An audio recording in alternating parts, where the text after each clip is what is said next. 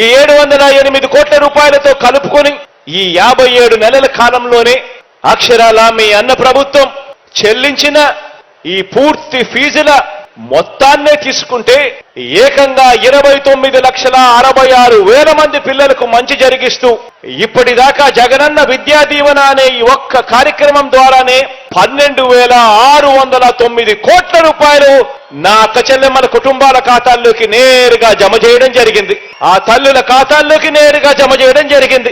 ఇక విద్యార్థులందరికీ ప్రతి విద్యా సంవత్సరం అంటే జూలై నుంచి జూన్ దాకా ఉండే ప్రతి విద్యా సంవత్సరంలో ఆ ప్రతి విద్యా సంవత్సరం మొదట్లోనూ ఆ ప్రతి విద్యా సంవత్సరం చివరిలోనూ ప్రతి ఏప్రిల్లోనూ ఒక వాయిదా మనం ఇస్తూ వస్తున్న జగనన్న వసతి దీవెన ద్వారా భోజన వసతి ఖర్చుల కోసం చెల్లించిన మొత్తం మరో 4,275 కోట్ల రూపాయలు ఈ ఏప్రిల్లో అంటే రేపు నెల ఏప్రిల్లో వసతి దీవెన కింద విడుదల చేయనున్న మరో 1,100 కోట్ల రూపాయలు కూడా కలుపుకుంటే మనందరి ప్రభుత్వం విద్యా దీవెన వసతి దీవెన అనే ఈ 2 పథకాల మీద మాత్రమే పెట్టిన డబ్బు ఏకంగా 18,000 కోట్ల రూపాయలు అని చెప్పి కూడా చెప్పడానికి గర్వపడతా ఉన్నా.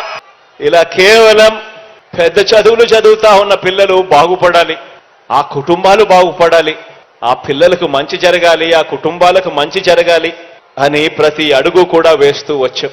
ఈ వీడియో కానీ మీకు నచ్చినట్లయితే లైక్, కామెంట్, షేర్ చేయండి. మరిన్ని అప్డేట్స్ కోసం సబ్స్క్రైబ్ చేయండి.